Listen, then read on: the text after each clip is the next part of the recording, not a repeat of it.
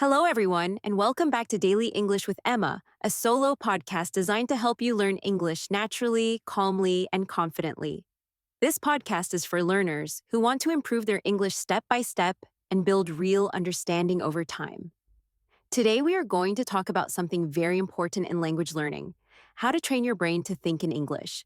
Many learners understand English, but they feel slow or uncomfortable when they try to speak. This happens because the brain is still working in the first language and translating word by word. In this episode, I will explain how you can slowly change that habit and make English feel more natural in your mind. Learning to think in English does not happen quickly.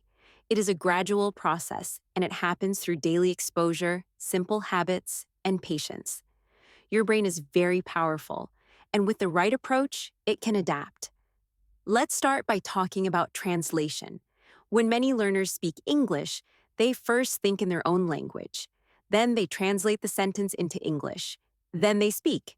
This process is normal, but it is slow and tiring. Your brain is doing extra work. The goal is not to stop thinking in your language immediately, but to slowly build a direct connection between English words and real life. The best way to do this is to start with very simple English. Your brain learns best when the language is clear and connected to what you see, feel, and do every day.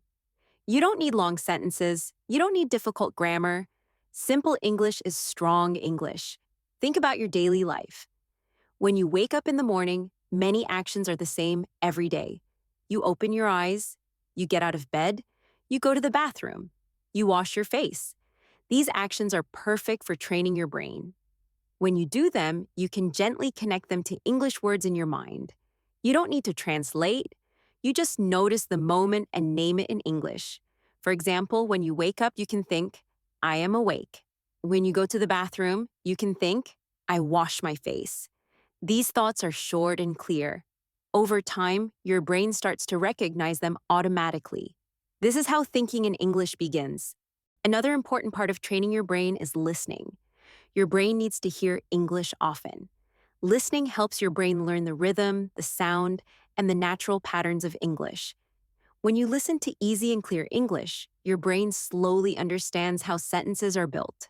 Listening does not need to feel like studying. It works best when it is part of your daily life. You can listen while you relax, while you walk, or while you do simple tasks. The key is consistency. A little listening every day is much better than a lot of listening once a week. When you listen regularly, your brain starts to recognize common phrases. You may not understand everything at first, but that is okay. Understanding grows naturally. Your brain learns through repetition and exposure. Watching simple videos is also helpful. When you watch something in English and see actions at the same time, your brain connects words with meaning.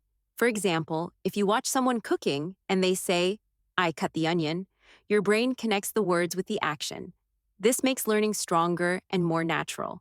Another important part of brain training is speaking, even if you are alone. Speaking helps your brain move from understanding to using English. Many learners wait too long to speak because they are afraid of mistakes. But mistakes are part of learning. They are not a problem. They are a sign that your brain is working. You can speak in English in very simple ways. You can describe what you see around you. You can describe what you're doing. You don't need a conversation partner to start. Your voice and your ears are enough. When you hear yourself speak English, your brain becomes more familiar with the language. For example, if you're in your room, you can say simple sentences like, This is my room. I see a bed. The window is open. These sentences help your brain connect objects with English words directly. Talking about your day is also very powerful. At the end of the day, you can describe what happened using simple English. You might say, I worked today. I ate lunch at home. I felt tired in the afternoon. This kind of speaking helps your brain organize English naturally. It is important to remember that progress is slow. Your brain needs time to change. You will not think in English perfectly after 1 week or 1 month. But if you practice a little, every day, you will notice small changes. English will start to feel lighter. Words will come faster. You will translate less. Another key part of training your brain is enjoyment. When learning feels stressful, the brain closes. When learning feels calm and interesting, the brain opens. Choose English content that you enjoy.